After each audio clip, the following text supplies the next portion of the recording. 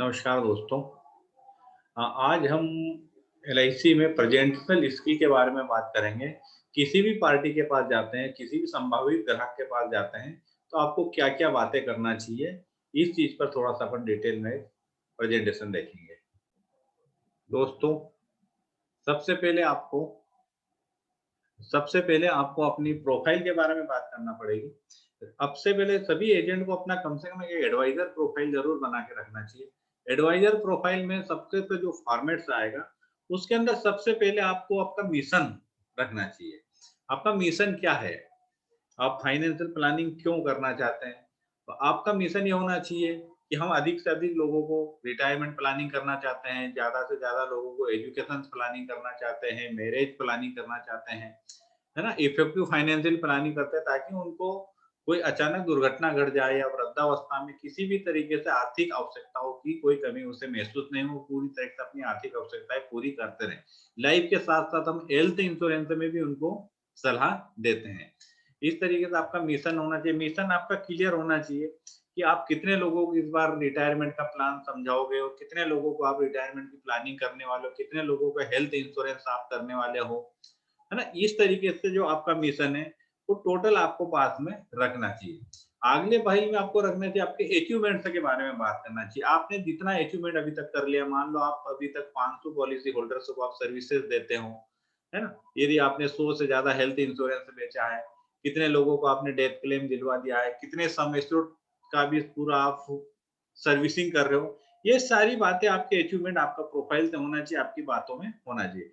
आप services customers को क्या-क्या देते हैं? और उनके घर से प्रीमियम कलेक्ट करना, डेथ क्लेम्स का पूरा आप देते हैं, हेल्थ इंश्योरेंस में मेडिक्लेम का पूरा हम सेटलमेंट करवाते हैं। तो जो भी आप सर्विसेज़ देते हो, ये सारी सर्विसेज़ आपको उनको बताना है। साथ ही साथ आपका जो काम है, आप 1-2 कॉन्सेप्ट की जानकारी भी दे सकते हैं कि हम रिटायरमेंट प्लानिंग करेंगे, इतना पैसा यदि बचाएँगे ₹500 मंथ डेली बचाओगे तो आपको 16 साल बचाओगे तो आपको 1 करोड़ रुपए मिलेगा। या ₹70 आप बचाओगे तो आपकी बच्चे की शादी के लिए 25 लाख रुपए मिले। इस तरीके से जो कॉन्सेप्ट हैं, 1-2 कॉन्सेप्ट भी आपको इसमें बताना चाहिए।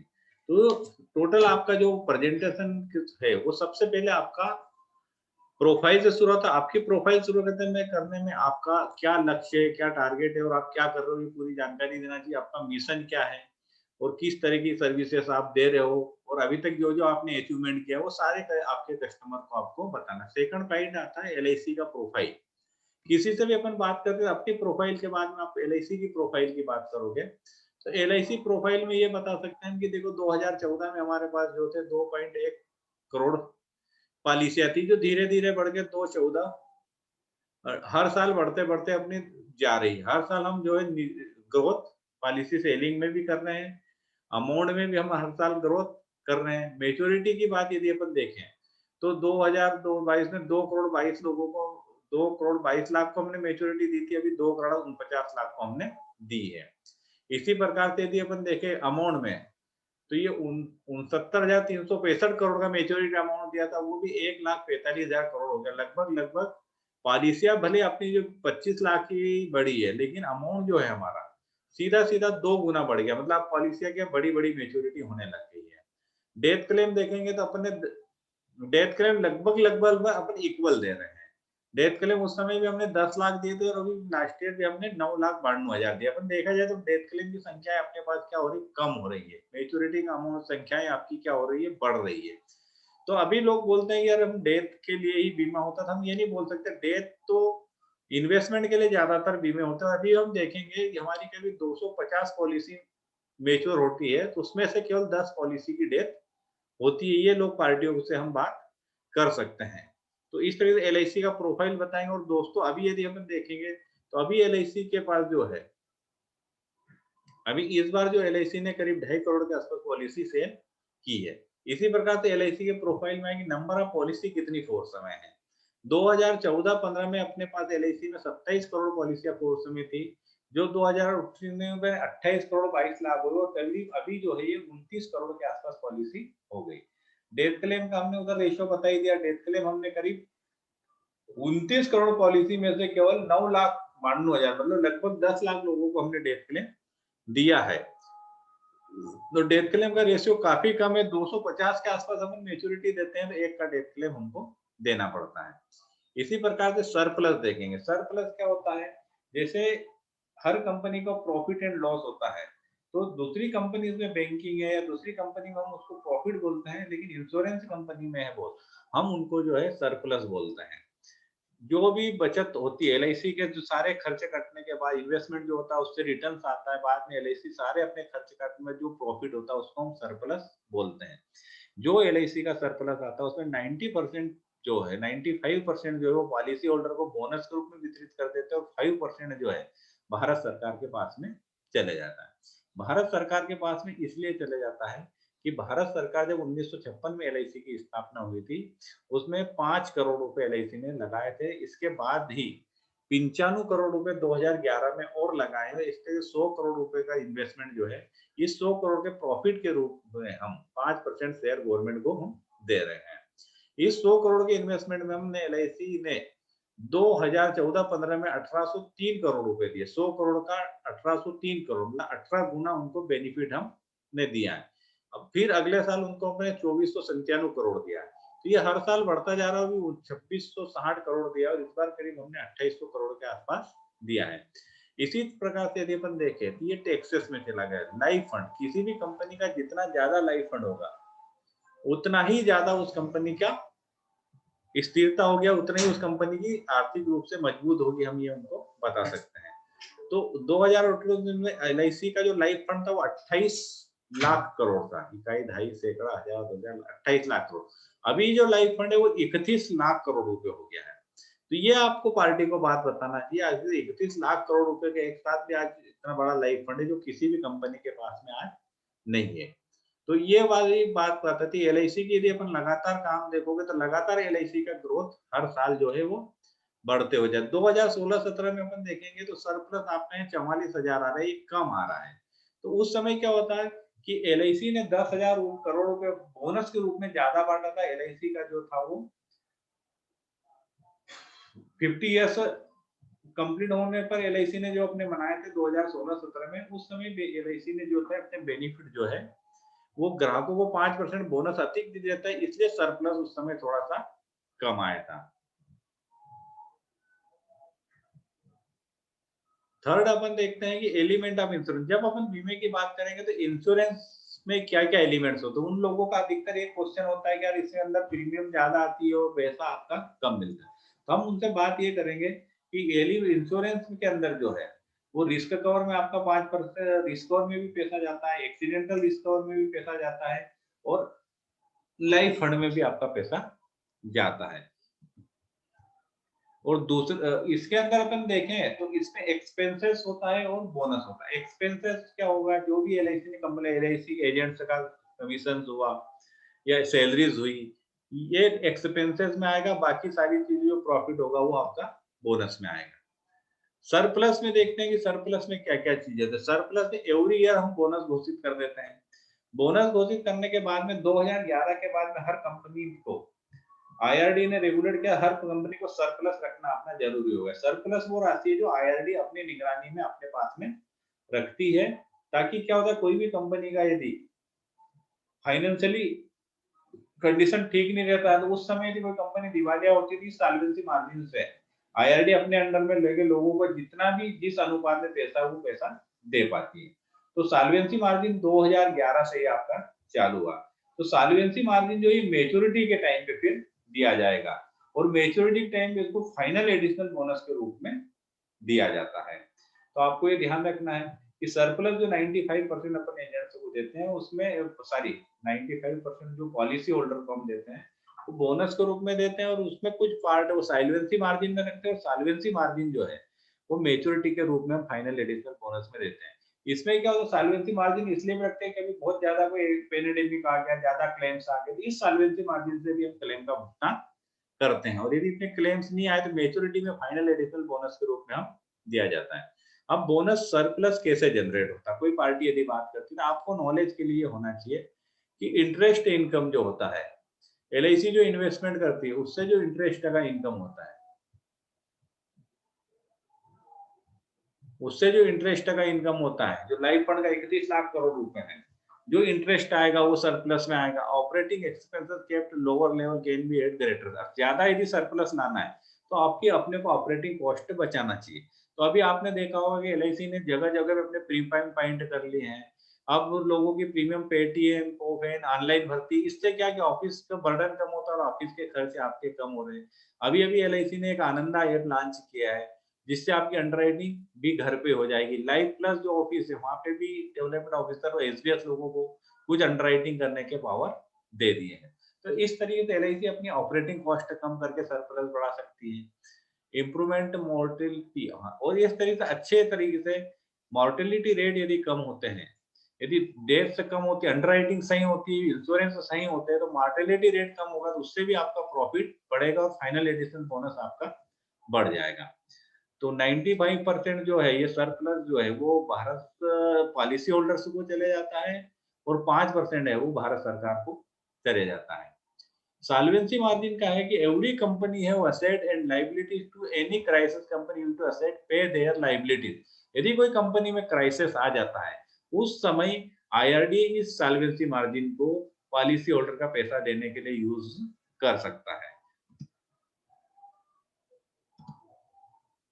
अब थर्ड पॉइंट आता है, अब यदि हम समझाएंगे लोगों को सम एश्योर्ड बोनस, यदि हम आखिरी में अब सब देखो किसी भी पार्टी को सबसे ज्यादा रिटर्न से लेना देना रहता है कि उसको कितना परसेंट रिटर्न आ रहा है।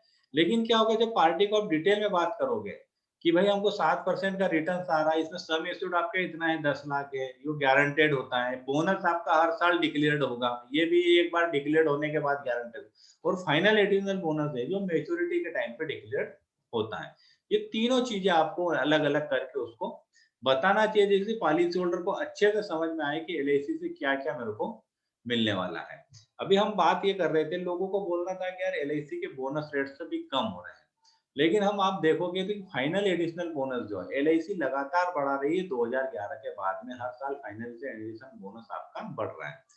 यदि 814 नंबर टेबल है इसमें देखेंगे आईफएबी अभी 450 पर थाउजेंड, यानी क्या हुआ यदि आपने 1 लाख की पॉलिसी बेची है तो मेच्योरिटी पे 1 लाख रुपए बीमा धन मिलेगा, 45 का बोनस रेट है तो 45 गुणित 25 लगभग आपका आ जाएगा ये, 1 मिनट,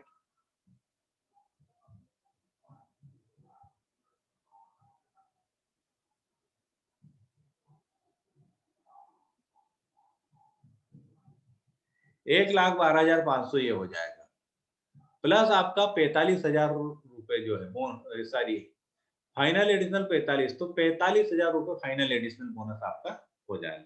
इस तरीके से 1 लाख की 1,12,000 ये और 45,000 ये, इस तरीके से जो है आपको 1,57,500 2,57,500 रुपए आपको 25 साल बाद में मिल जाएंगे। तो ये जब अलग अलग करके बताएंगे तो पार्टी को लगेगा कि आप नॉलेजेबल भी हो, और फिर ये भी आप समझा सकते हो कि इसमें 18 रुपए, हम 45 रुपए बोनस बता रहे हैं लेकिन आखिरी में 450 दे रहे, इसको यदि अपन 25 का भाग 450 में देंगे तो 18 रुपए आएगा। तो 18 रुपए पर थाउजेंड ये भी मिल रहा है, दोनों को जोड़ दें तो 63 रुपए पर थाउजेंड अपन बोनस उसको दे रहे हैं। जबकि यही 2014 में 814 नंबर 25 साल में फाइनल एडिशनल बोनस का रेट कितना था, 300। इस 300 में यदि अपन ने 25 का भाग दिया तो आता है आपका 12, मतलब सीधा 6 का बोनस रेट यहाँ पे क्या हो गया, बढ़ा दिया है हमने 2020-21 में, जबकि ये पहले कम था। इस तरीके से लोगों को बोलते हैं कि हमारा bonus rate final additional bonus है वो लगातार बढ़ रहा है। ये 14 का देखा, यदि आप 30 साल का देखोगे तो और आप वंडर करोगे, 30 साल में फाइनल एडिशनल बोनस की रेट हमारी 1100 रुपए, कितना है 1100। इस 1100 में यदि अपन ने 30 का भाग दे दिया तो करीब आएगा 37 पर थाउजेंड, मतलब हर साल 37,000 रुपए 37 रुपए बोनस ये जोड़ रहा है और 45 रुपए का बोनस हम जोड़ रहे हैं। यानी कोई भी पॉलिसी यदि मेच्योरिटी होती है तो इसमें 1 लाख की पॉलिसी होगी तो 1 लाख रुपए तो बीमा धन के मिल जाएंगे, प्लस बोनस रेट है 4500 रुपए, तो 4500 गुणित 30, 1,35,000 ये मिल जाएंगे, प्लस आपको 1,10,000 रुपए मिल जाएंगे। तो इस तरीके से देखेंगे आपको तो 2,45,000 रुपए इसमें आपको 3,45,000 रुपए इसमें आपको मिल जाएंगे। इस तरीके से अपन देखते 3,45 आपको मिल जाते हैं 1 लाख की पॉलिसी पे। इसके अंदर 1,10,000 फाइनल एडिशनल बोनस होता है, बोनस होता है 1,35,000, लगभग 45 का बोनस रेट और 37 का फाइनल एडिशनल बोनस है। यदि दोनों को इसको हम जोड़ दें तो 82 का बोनस रेट हम दे रहे हैं, जबकि 2000 में ये फाइनल एडिशनल बोनस केवल 520 रुपए था, जो लगभग अभी इसका डबल से भी ज्यादा हो गया है। उस समय 17 रुपए था, अभी ये 37 रुपए हो गया। ये पार्टी से आपको बात करना है। इसी प्रकार से जब हम 33 साल का देखते हैं, 33 साल में फाइनल एडिशनल बोनस हो गया 2300 रुपए और बोनस कितना हो गया, केवल 45 रुपए।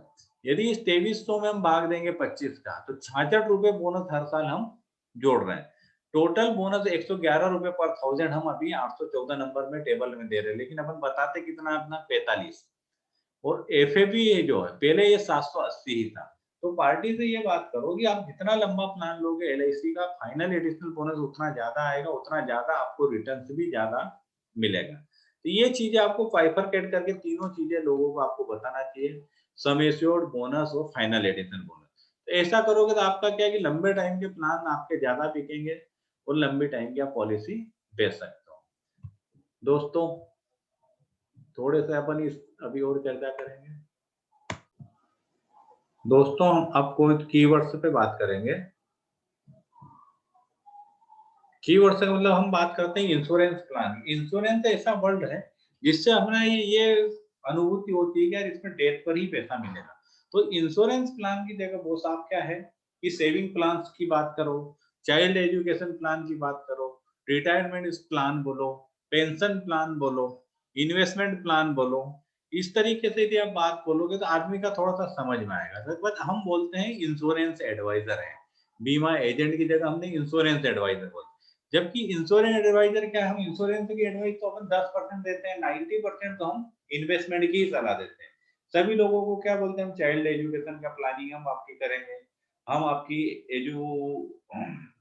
रिटायरमेंट की प्लानिंग करेंगे, बच्चे की मैरिज की प्लानिंग करेंगे। यदि आप टर्म इंश्योरेंस बेचते हो, तो यदि आप बोलते हो कि टर्म इंश्योरेंस बेचते हो, यदि बोलते हो तो ठीक है कि आप इंश्योरेंस एडवाइजर हो। लेकिन क्योंकि हम अधिकतर सेविंग के प्रोडक्ट बेचते हैं, तो आपको क्या बोलना चाहिए, हम रिटायरमेंट एडवाइजर रहे, रिटायरमेंट प्लानिंग एडवाइजर है, इनसो मैरिज प्लानिंग एडवाइजर है, चाइल्ड एजुकेशन प्लान एडवाइजर है, पेंशन प्लान एडवाइजर है, इस तरीके से, या इन्वेस्टमेंट एडवाइजर, इस तरीके की बात आपको करना है। सम एश्योर्ड की जगह दोस्तों, सम एश्योर्ड आपने एलआईसी में पे आने से पहले कभी भी नहीं सुना होगा। सम एश्योर्ड लोगों को जल्दी समझ में नहीं आता। सम एश्योर्ड की जगह आपको उसका परचेज प्राइस यूज करना चाहिए।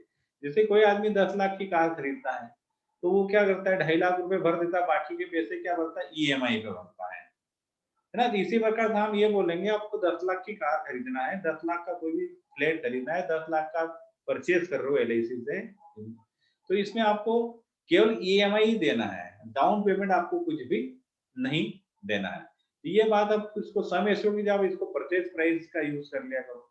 रही अगला शब्द आता है प्रीमियम। प्रीमियम का यदि आप इंग्लिश मीनिंग देखोगे तो मतलब महंगा शब्द होता है प्रीमियम। जैसे कि उसका प्लाट बोले यार, प्रीमियम मार्केट में उसका प्लाट है, प्रीमियम माइल पे दुकान है, या 9 बजे जो न्यूज आती है प्रीमियम टाइम पे न्यूज आती है, मतलब जो इम्पोर्टेंट, जो ज्यादा होता है या जो महंगा होता है। प्रीमियम को दोस्तों आप इंस्टॉलमेंट यूज कर लिया करो, या इसको मंथली इंस्टॉलमेंट है तो मंथली ईएमआई बोला करो, क्वार्टरली है तो क्वार्टरली ईएमआई बोला करो, हाफ ईयरली ईएमआई बोला करो, ईयरली ईएमआई। ईएमआई लोगों को क्या होता है कि समझ में आता है कि आपने 10 लाख रुपए का परचेज प्राइस किया है और 10 लाख रुपए आपको 20 साल में मान लो 1000 रुपए महीने की आपकी ईएमआई आ रही है, तो सेविंग में आपका इतना पोर्शन आ जाएगा, ये आपको बताना है। मेच्योरिटी शब्द हम बोलते हैं, मेच्योरिटी शब्द भी हम बहुत यूज करते हैं, जिसकी की एज अच्छी हो जाती है, बहुत समझदार होता है, उसको हम बोलते हैं कि मेच्योर हो गया। तो फाइनेंशियली शब्दों में अधिकतर मेच्योरिटी शब्द का यूज आता ही नहीं। तो इसको आप रिटर्न्स की बात क्या करो कि आपका रिटर्न्स इतना आएगा, रिटर्न से आईआरआर इतनी आएगी, इस तरीके से आप बात करोगे। बोनस में भी दोस्तों क्या होता है, बोनस के बजाय आप ईयरली इंटरेस्ट की बात करा करो या ईयरली एप्रिसिएशन की बात करो। बोनस में हमारे यहाँ लोग ये समझते हैं दिवाली दशहरे पर जो बोनस मिलता है वो बोनस आपको मिल रहा है, तो बोनस की जगह आप ईयरली इंटरेस्ट की बात करा दो। इसी तरह एफएबी, एफएबी किसी को भी समझ में नहीं आता। फाइनल इंटरेस्ट बोला करो कि जब पॉलिसी मेच्योरिटी होगी तो 25 साल की पॉलिसी यदि लेते हो तो आपको 4500 का फाइनल एडिशनल बोनस है, 45,000 रुपए 1 लाख पर मिलेगा। 30 साल का लोगे तो 1,10,000 रुपए मिलेगा। इस तरीके से आपको फाइनल एडिशनल बोनस मिलेगा, फाइनल इंटरेस्ट आपको या फाइनल एप्रिसिएशन अमाउंट आपको एलआईसी की तरफ से बोलना होगा। लोन की अपन बात करते हैं, तो लोन की बात करना है, यदि 3 साल पॉलिसी 2 साल की पॉलिसी चल जाती है, तो आपको पार्टी को लोन मिल जाता है। लेकिन पार्टी से आपको ये बात करना है कि 10 साल बाद ही लोन लोगे तो लोन का अमाउंट आपको अच्छा देंगे। लोन की जगह आप दोस्तों प्री सैंक्शन लोन बोलो कि लोन आपका प्री अप्रूवल लोन देगा, प्री सैंक्शन फोन रहेगा। कोई भी इसमें आपको फीस नहीं लगेगी, प्रोसेसिंग कोई भी चार्ज नहीं रहेगा, प्री अप्रूव्ड रहेगा, कोई टाइम बाउंड नहीं रहेगा, किसी की गारंटी देने की जरूरत नहीं रहेगी। तो ये बात जब बताओगे, यदि बच्चों के एजुकेशन में या कोई कार लेना और अचानक यदि आपको कोई मेडिकल इमरजेंसी में पैसा लगा, तो एक लोन के प्री सैंक्शन लोन आपका एलआईसी के पास में रहेगा, जिसमें आपके इंटरेस्ट रेट भी काफी लो रहेंगे, आपके पर्सनल लोन से काफी कम रहेंगे। अभी भी देखा जाए तो एलआईसी में जो इंटरेस्ट है वो 10.5% का, जबकि पर्सनल लोन जो बैंक 14 से 15% का आपका कर रही है। सरेंडर वैल्यू, सरेंडर वैल्यू का मतलब क्या होता है कि अपन आत्मसमर्पण, तो surrender value in the emergency fund होता है, इसको हम केस वैल्यू बोल दिया करो या इमरजेंसी वैल्यू बोल दिया करो, कि इमरजेंसी या केस वैल्यू इसको बोल दिया करो आप। तो सरेंडर वैल्यू की जगह यूज करोगे इसको आप केस वैल्यू यूज कर लिया करो। और fourth and last point reduce paid up. Reduce paid up दोस्तों मार्केटिंग सेलिंग के लिए यूज नहीं करना है आपको, इसको केवल आपको यूज करना है, इसको दोस्तों आपको यूज केवल करना है कि बाय द वे कोई बड़ा इंश्योरेंस बेच रहा है, यदि वो किस्त नहीं भर पाए तो उसको आप ये समझा सकते हो, यदि आपकी पॉलिसी 2 साल भी चल जाती है तो जितना आपने सम एश्योर्ड भरा है उतना सम एश्योर्ड बोनस आपको मैच्योरिटी पर मिल जाएगा, या डेथ होगी उस समय पे मिल जाएगा, मतलब आपका पैसा डूबेगा नहीं। लेकिन कुछ प्लान ऐसे हैं जैसे जीवन उमंग, उसमें कम से कम 2 लाख का रिड्यूस पेड अप होना जरूरी है। तो दोस्तों जब भी आप बड़ी पॉलिसी बेचते हो तो रिड्यूस पेड अप को आपको सेलिंग स्किल में नहीं बताना, लेकिन यदि ऑब्जेक्शन आता है कि हम नहीं भर पाएंगे तो आपको फिर रिड्यूस पेड अप वाला ऑप्शन भी आपको बताना है। और कई दोस्त अभी जीवन उमंग में इसको काफी अच्छा यूज कर रहे हो। और मेरा ये कहना दोस्तों, यदि कोई 25 से 30 लाख का, 50 लाख का या 1 करोड़ की पॉलिसी लेता है तो उसको 1 करोड़ की एक पॉलिसी देने के बजाय 25-25 लाख की 4 पॉलिसियां दे दी जाए, ताकि यदि बीच में उसकी आर्थिक स्थिति खराब भी हो तो 1-2 को रिव्यू पेड अप करवा दें, बाकी का जो अमाउंट है वो बाद में ले सकता है। दोस्तों यदि पार्टी समझदार है तो वहां पर रेपो रेट की बात भी आपको करना जरूरी है। रेपो रेट क्या होता है? किसी भी देश का, उस देश की सेंट्रल बैंक का रेट होता है। जैसे भारत की जो सेंट्रल बैंक है, रिजर्व बैंक है, यूके की फेडरल बैंक है, तो ये जो रेपो रेट होता है ये उस देश का करेक्ट इंटरेस्ट रेट होता है, हम इसको बोल सकते हैं करेक्ट इंटरेस्ट रेट है। और उस देश में एफडी का रेट है उस रेपो रेट से 1% ज्यादा रहेगा। पेंशन का रेट भी जो रहेगा पेंशन प्लान में उस एफडी रेपो रेट से 1% आपका ज्यादा रहेगा, जबकि हाउस लोन और ये रेपो रेट से करीब 3% आपके ज्यादा रहेंगे। तो जैसे जैसे देश डेवलप होता है दोस्तों, वैसे वैसे रेपो रेट ब्याज दरें कम हो जाती है। रेपो रेट कम क्यों किया जाता है, इसका रीजन होता है कि रेपो रेट इसलिए कम किया जाता है कि वहां पे अधिकतर बिजनेसमैन बैंक से लोन ले, कम ब्याज पर लोन मिलेगा तो ज्यादा से ज्यादा उद्योग धंधे विकसित होंगे, ज्यादा से ज्यादा रोजगार उत्पन्न होगा और ज्यादा से ज्यादा उत्पादन होगा, तो जीडीपी में भी ग्रोथ आएगी, बेरोजगारी भी खत्म होगी और उद्योग धंधे भी ज्यादा फलीभूत होंगे। इसलिए रेपो रेट हर देश धीरे धीरे रेपो रेट कम किया करता जाता, ताकि बिजनेसमैन को बैंक से कम रेट पर ब्याज मिल सके। रेपो रेट यदि कोई भी लंबे टाइम तक इन्वेस्टमेंट करता है तो उस व्यक्ति को रेपो रेट आपको बताना बहुत जरूरी होता है। जैसे 2000 में रेपो रेट भारत में 14.5 था, यानी उस समय बैंकों से जो है आपकी एफडी में करीब 1500% तक बैंकों में आपको 15% तक का रिटर्न मिलता था, जो 2000 घट के 8.5 हो गया, लगभग लगभग 5 घट गया। 2015 में करीब 8 हो गया, 2016 में 6.5 हो गया, 2018 में 6 हो गया। मतलब लगातार रेपो रेट डाउन हो रहा है। रेपो रेट डाउन होने का मतलब ये है कि रेपो रेट गवर्नमेंट इसलिए डाउन करती है कि बैंकों में से कम ब्याज पे इंडस्ट्री, लोग बड़े बड़े इंडस्ट्री को पैसा मिल सके। और जैसे ही रेपो रेट कम होगा वैसे ही आपका एफडी का रेट भी कम हो जाएगा। तो जैसे जैसे डेवलप देश होगा, जितना अविकसित देश होगा उसका रेपो रेट उतना ज्यादा होगा, जैसे विकासशील देश होगा उसका रेपो रेट कम होता जाएगा, और धीरे धीरे रेट जो आपका बढ़ता जाएगा।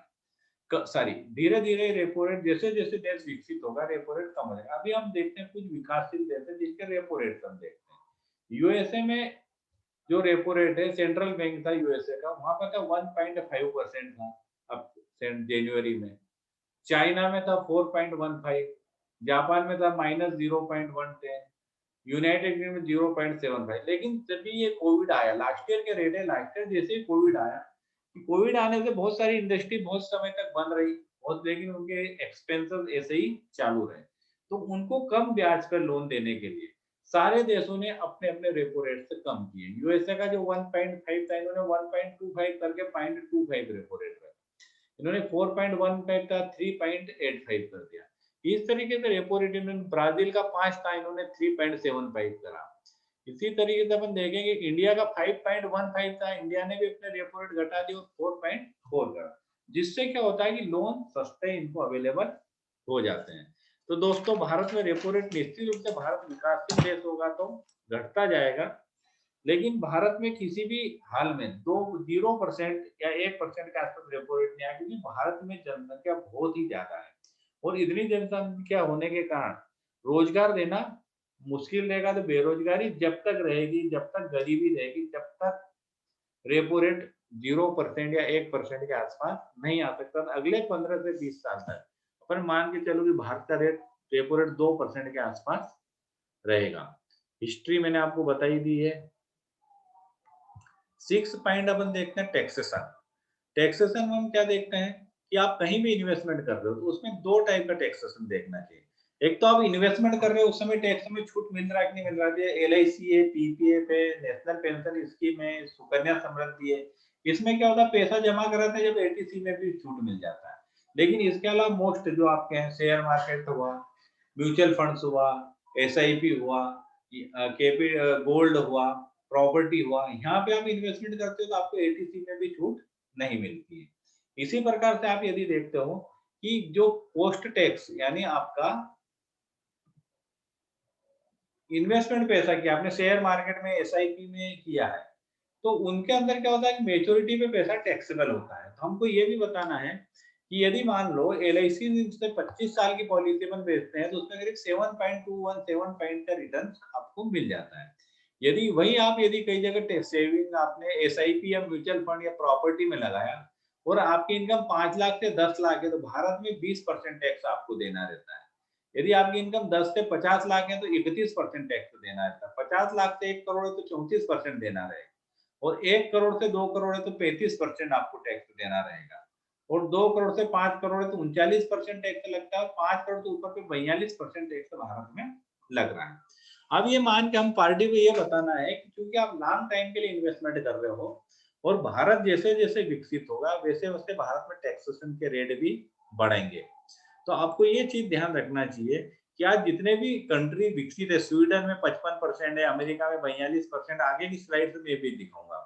तो आज भले आपको टैक्स नहीं लग रहा है तो आप म्यूचुअल फंड में जा रहे हो, शेयर मार्केट में जा रहे हो, मान लो उस समय 20 से 25 लाख रुपए एक साथ आया और आप 30% के रेंज में आ गए, तो आपको जो रिटर्न आएगा उसमें मान लो 20 लाख रुपए भी आए तो 20 लाख का आपका 30% रिटर्न चला गया, तो करीब करीब 20 लाख का 30 लाख 6 लाख रुपए टैक्स गया, तो आपके हाथ में तो 14 लाख का ही प्रॉफिट आया। तो यदि आपको 8% भी ब्याज मिलता है, 8.82% ब्याज मिलता है, तो ये आप मान के चलो कि वो 6% के बराबर ही रहेगा।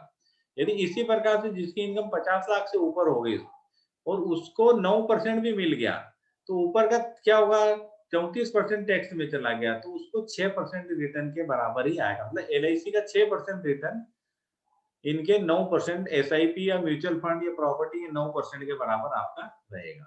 इसी प्रकार से यदि एलआईसी में 25 साल या इससे ऊपर की पॉलिसी बेचते हैं तो करीब 7.21% का रिटर्न आता है। तो यदि कोई मान लो कि 5 लाख से ऊपर इनकम है किसी की, तो उसको 20% टैक्स देना है। अब शेयर मार्केट में उसको 9% भी यदि मिला या एसआईपी में 9% भी यदि मिला है, एसआईपी में यदि 9% भी मिला है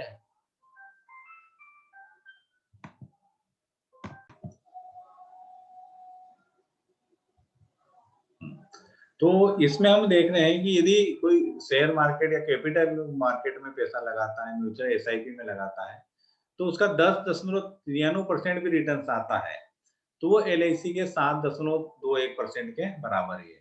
तो दोस्तों आपको ये पोस्टपेड की बात भी आपको आगे चल के आपको करना पड़ेगी। हाईएस्ट टैक्स रिटर्न्स हम देखते हैं कि भारत में अभी जो है हाईएस्ट आपका आपने देखा कि 42% तक ही टैक्स लग रहा है। लेकिन जितने भी विकसित देश हैं, वहां पर जो रेट ऑफ इंटरेस्ट है वो काफी ज्यादा है। यूएसए में करीब 37 से 49% तक ब्याज है। चाइना में 45% तक आपका इनकम टैक्स लग रहा है। जापान में 55% है। यूनाइटेड किंगडम यानी ब्रिटेन में आपका 47% तो 49% है। तो कोई भी विकसित देश है वहां पे करीब करीब 40-47% से ऊपर ही आपको इनकम टैक्स देना पड़ रहा है। तो भारत भी जैसे जैसे विकसित होगा, भारत के अंदर भी इनकम टैक्स का रेट आपका बढ़ता ही रहेगा। तो जब भी आप बीमा समझाओगे तो बीमे को आपको दो चीजों में बताना है। एक तो पोस्ट टैक्स बताना है, टैक्स नहीं देते हो तो आपको इतना रिटर्न आएगा, और एक पोस्ट टैक्स बताना, प्री टैक्स बताना है कि भाई बहुत सी जगह आप इन्वेस्टमेंट करोगे, वहां जो रिटर्न आपको बताते हैं वो टैक्सेबल होता है, लेकिन टैक्स देने के बाद में आपको कितना टैक्स बचेगा, ये आपको दोनों को अलग अलग करके आपको इस चीजें बताना चाहिए। तो इंडिया के अंदर जो 90% जो है इन्वेस्टमेंट है वो टैक्सेबल है। केवल आप देखोगे पीपीएफ हुआ आपका, पीपीएफ का में एलआईसी का हुआ है, एलआईसी का सुकन्या समृद्धि है, एनएसपी है, यही जो है आपका जो रिटर्न है ये टैक्स फ्री है। और एनएसपी में भी नेशनल पेंशन जो एनपीएस है, एनपीएस में भी जो कॉर्पस 37% लेंगे वो ही टैक्स फ्री है, बाकी जो पेंशन आएगी वो पेंशन भी उसमें टैक्सेबल होगी। तो आप चीज़ों को दोनों चीज़ों को ही आपको समझाना ज़रूरी है। और एलआईसी में जो इन्वेस्टमेंट है सैंक्शन 10 डे में टैक्स फ्री आता है, ये आपको परिभाषित आपको बताना है। जबकि दूसरे जो आपका शेयर मार्केट्स है या एसआईपी है, इसमें जो इनकम होगी वो आपकी टैक्सेबल होगी। 7th पॉइंट हम देखेंगे दोस्तों जीडीपी। जीडीपी का किसी भी देश का जो जीडीपी होता है वो उनकी इनकम, एक्सपेंसेस और प्रोडक्टिव पर डिपेंड करता है। इसमें थोड़ा शार्ट देखेंगे कि जिस देश की जितनी ज्यादा जीडीपी होगी उतना ही ज्यादा वहां पे वो समृद्धशाली देश कहलाएगा, क्योंकि उतना ही वहां पे इनकम हो रही लोगों की, उतना ही एक्सपेंसेस भी कर रहे हैं और उतना ही प्रोडक्शन भी हो रहा है, उतना ही उनका एक्सपोर्ट भी सामान हो रहा है। 1970 में केवल भारत की जो थी वो 42 billion dollar US billion dollar की थी, जो 1919 से बढ़ के 28 से होगी। ये नॉन कोविड के पहले मोदी जी इसको 5000 बिलियन डॉलर की करने वाले थे। तो इस तरीके से जैसे जैसे देश विकास होगा, आप अपनी ये मान के चलते इस साल तो जीडीपी भारत की हो सकता है कि ग्रोथ में नहीं आएगी। जीडीपी के बारे में ज्यादा हम चर्चा नहीं करेंगे। जीडीपी के बारे में इतना मतलब जो भी देश की जीडीपी बढ़ती जाती है वैसे वैसे देश वो विकसित होते जाता है। तो भारत की जीडीपी भी लगातार ग्रोथ कर रही है। लेकिन क्योंकि भारत में जनसंख्या बहुत ज्यादा है तो बेरोजगारी कभी भी हमेशा अपने आप खत्म हो नहीं सकती है। जीडीपी होने के बाद भी अपन जीडीपी भारत का अच्छा होने के बाद भी ब्याज की दरें जो है जितना ज्यादा जीडीपी होगा उतने उतने ब्याज की दरें भी वहां पे डाउन होगी। लेकिन क्योंकि भारत में जनसंख्या ज्यादा है इसलिए जितना जीडीपी बढ़ने की उम्मीद नहीं है। 8वां देखेंगे इन्फ्लेशन। इन्फ्लेशन का मतलब कि महंगाई दर कितनी बढ़ती है। 1970 के दशक में भारत में 5% से महंगाई दर बढ़ी है, 1980 के दशक में 11% बढ़ी, 1990 में 8.97 बढ़ी है, 2000 में 4% बढ़ी है ना, 2010 में से के 10 में 11%, 2020 में 7% महंगाई बढ़ी है। तो महंगाई दर के बारे में पार्टी ज्यादा समझदार है तो ही हमको चर्चा करना है। तो इसमें क्या डिमांड एंड पुल, महंगाई क्यों बढ़ती है? महंगाई बढ़ने के मेन 3 रीजन है। डिमांड आपकी बढ़ गई है और आपके पास माल का उत्पादन कम हो रहा है तो महंगाई बढ़ेगी। दूसरा कॉस्ट, कच्चे माल की वैल्यू बढ़ गई। जैसे कार की कीमतें कई बार इसलिए बढ़ जाती है कि यार कच्चा लोहा का, स्टील का रेट बढ़ गया है तो बढ़ जाएगा। तीसरा वेज रिवीजन हो गया तो कास्ट आपकी बढ़ जाएगी। 3 चीजों के कारण आपका कास्ट आपका बढ़ता है। लेकिन हम ये देखते हैं कि अभी जो महंगाई बढ़ी है पिछले 30 सालों में, इतनी अगले 30 सालों में महंगाई नहीं बढ़ेगी। इसका एक एग्जाम्पल हम देख लेते हैं कि वड़ा पाव जो है 1990 में 1 रुपए में मिलता था, वो आज 20 रुपए में। यदि देखें तो इसकी इन्फ्लेशन 30 साल में 9.5% की हुई है। यदि यही ऐसे ही अगले 30 साल तक 9.5% से करें, यही बड़े भाव आपको 304 रुपए में मिलेगा। लेकिन क्या है कि जैसे-जैसे भारत का जीडीपी बढ़ेगा, भारत विकासशील होगा, तो रे ब्याज की दरें कम होगी, ब्याज की दरें कम होगी तो महँगाई दर भी आपकी कम होगी। हम ये मान के चलते हैं कि अगले 10 साल में ज़्यादा से ज़्यादा महँगाई 5% बढ़ेगी, अगले 20 साल में 4% बढ़ेगी और अगले 30 साल में 3% बढ़ेगी। तो अगले 30 साल में जो है, ये वड़ा पाव है, ये ₹49 में मिलेगा, 20 साल बाद ये 44 में मिलेगा और 10 साल बाद ये 32 में मिलेगा। ऐसा ही हम यदि पेट्रोल का यदि देखें, तो पेट्रोल ₹15 से ₹85 हो गया था। यानी 6% का इसमें इन्फ्लेशन रेट आया है। यदि इसी तरीके से ये बढ़ता है, तो अगले 30 साल में ₹488 होगा। लेकिन जितने भी विकसित देश आप देखोगे, कभी 150 के आस-पास अभी ये चल रहा है। तो हम ये मान के चलेंगे, तो यदि 3% से भी 10 5% से ग्रोथ होता है, तो ये ₹138 तक जाएगा, 186 तक जाएगा और ये 206 तक जाएगा 30 साल बाद। ऐसे दाल जो है, वो ₹10 थी, वो भी ₹150 हो गई है। तो 7% की महँगाई हुई है। यदि इसी तरीके से महँगाई बढ़ेगी, तो अगले 30 साल में ये ₹571 में होगी। जबकि अपन ये मान के चलते हैं कि अगले 10 साल में महँगाई 5% बढ़ेगी तो ये ₹244 में जाएगी। 20 साल बाद फिर 4% महँगाई बढ़ेगी तो 328 में जाएगी, 30 साल बाद ये 364 में जाएगी। तो दोस्तों इन्फ्लेशन की बात इसलिए करना है कि बहुत सारे लोग बात करें कि एलआईसी से जो प्रीमियम आएगा, जो रिटर्न आएगा 7-8%, वो हमारी इन्फ्लेशन को बीट नहीं कर पाएगा। तो हम ये उनको बता सकते हैं कि अगली जो महँगाई अगले 30 साल में 3-4% से ज़्यादा नहीं रहेगी, जबकि एलआईसी में रिटर्न जो है 7-8% से रहेंगे। क्योंकि भारत का जीडीपी अभी बढ़ेगा, जीडीपी बढ़ेगा तो एलआईसी ने जो इन्वेस्टमेंट कर रखा है शेयर मार्केट में, म्यूचुअल फंड्स में, ये सारे आपके ग्रोथ होंगे और आपका जी-सेक भारत एलआईसी का यदि देखेंगे तो 50% से ज़्यादा जी-सेक में लगा है। जी-सेक मतलब गवर्नमेंट सिक्योरिटीज़ में लगा है। बाकी का जो पैसा है, वो म्यूचुअल फंड से, शेयर मार्केट से, बड़ी-बड़ी कंपनीज़ को लोन्स दिए, स्टेट गवर्नमेंट्स को लोन दिया, उसके अंदर आपका एलआईसी का पैसा लगा हुआ है। तो इस तरीके से हम बात कर सकते हैं। 9वाँ पॉइंट आता है कैपिटल प्रोटेक्शन कि आप यदि बात देखोगे जैसे-जैसे विकासशील देश विकसित होते हैं, उसमें कई कंपनियाँ जो होती हैं वो स कई कंपनियाँ जो होती हैं वो अपना मेंटेन नहीं कर पाती और कई कंपनियाँ दिवालिया हो जाती हैं। लेकिन एलआईसी में जो आप पैसा लगाते हो, वो 1956 की धारा 37 के अंदर 100% सिक्योर पैसा है। आपने जितना भी पैसा लगाया, जितना भी आपने बीमा धन लिया है, प्लस जितना बोनस एलआईसी ने डिक्लेयर कर दिया, वो पूरी राशि भारत सरकार के द्वारा सुरक्षित है। यूँ तो एलआईसी का भी 31 लाख करोड़ का फंड है, अपने आप में बहुत बड़ा फंड है इन्वेस्टमेंट, लेकिन फिर भी यदि एलआईसी के साथ कुछ ऐसा होता है कि पूरा पैसे देने की ज़िम्मेदारी भारत सरकार की होती है। आप ये देखोगे कि कोई भी कहीं भी आप पैसा लगाते हो, तो उसके अंदर क्या होता है कि 2 चीज़ों की गारंटी देती है। उसको उसके रेगुलेटर की देती है, जैसे अपने में रेगुलेटर कौन है? एलआईसी ऑफ इंडिया का रेगुलेटर है, आईआरडी है, सारी इंश्योरेंस कंपनी को रेगुलेट कर रहा है। बैंकों को रेगुलेट कर रहा है रिज़र्व बैंक ऑफ इंडिया। यदि अभी रिज़र्व बैंक ऑफ इंडिया में क्या है कि कोई बैंक भी दिवालिया निकल जाती है तो उसमें 5 लाख रुपए तक का इंश्योरेंस आपका होता है, मतलब 5 लाख रुपए आपको दिया जाएगा। बाकी जो भी ऊपर का पैसा है वो देने के लिए रिज़र्व बैंक आपका उत्तरदायी नहीं है। इसी प्रकार से हम देखते हैं कि शेयर मार्केट्स हैं, इनको सबको सेबी संचालित करती है। यदि कोई कंपनी फ्रॉड करती है तो उस कंपनी का पूरा मार्केट करके पूरा गवर्नमेंट अपने आया वो जो रेगुलेटरी बॉडी वो पैसा अपने हाथ में लेके फिर उसको बेचकर इन्वेस्टर्स लोगों को देती है। हमने देखा कि जैसे अभी सहारा को सेबी ने ले रखा है, लेकिन क्या होगा सहारा की बहुत सारी संपत्ति बिक नहीं रही और करीब कितने इन्वेस्टर का पैसा फँसा है, जो अभी तक सेबी दिलवा नहीं पाई है। तो दोस्तों अभी जो पैसा लगाना है तो सबसे पहले पैसे की ग्रोथ से ज़्यादा आपको रिटर्न्स में देखना चाहिए।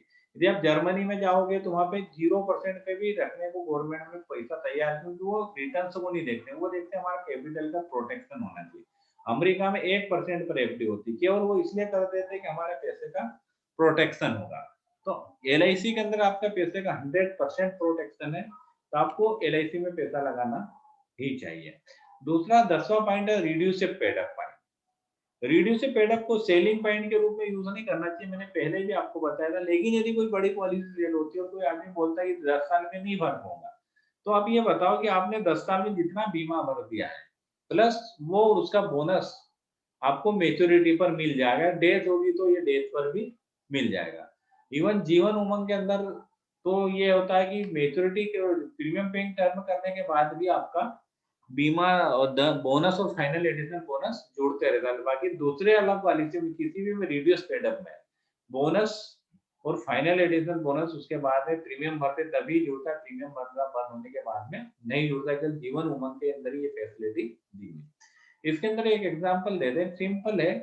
रिड्यूस पेड अप के निकालने का फार्मूला सिंपल है, जमा किस्त बटे कुल किस्त गुणित बीमा दर। मान लो किसी ने 10 लाख का बीमा लिया है, 20 साल का बीमा लिया था और 10 साल ही प्रीमियम भरी है, तो क्या होगा? 10/20 गुणित 10, यानी 5 लाख का बीमा उसने भर दिया है। तो 5 लाख और 5 लाख का जो उसका बोनस घोषित हुआ है, ये उसके रिस्क का और आखिरी तक चलेगा और मैच्योरिटी पे 5 लाख और जितना 5 साल में उसका बोनस घोषित हुआ था, मान लो 50 का बोनस रेट है, तो 10 लाख में 50 है, 2.5 लाख ये हो गया। तो 7.5 लाख रुपए इसको कभी भी बीच में डेथ होगी तो 7.5 मिलेगा, नहीं तो मैच्योरिटी पे इसको 7.5 मिल जाएगा। 11 पॉइंट है प्री सैंक्शन लोन।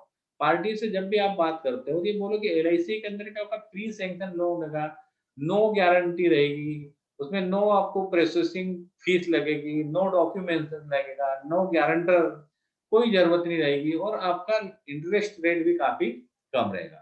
और आप जब भी प्रेजेंटेशन दिखाओ तो 10 साल बाद ही उसको लोन दिखाओ तो लोन का अमाउंट उसको थोड़ा सा अच्छा लगे। 12वां पॉइंट बहुत आता है कि आपको आएगा आगे चल के जब बेचते हो तो आईपीओ का आता है। वैसे आईपीओ के बारे में का मतलब होता है इनिशियल पब्लिक ऑफर। इसमें कुछ शेयर्स इश्यू किए जाते हैं। शेयर्स इश्यू 3 कंडीशंस में कोई भी कंपनी करती है। पहली कंपनी तो कोई जो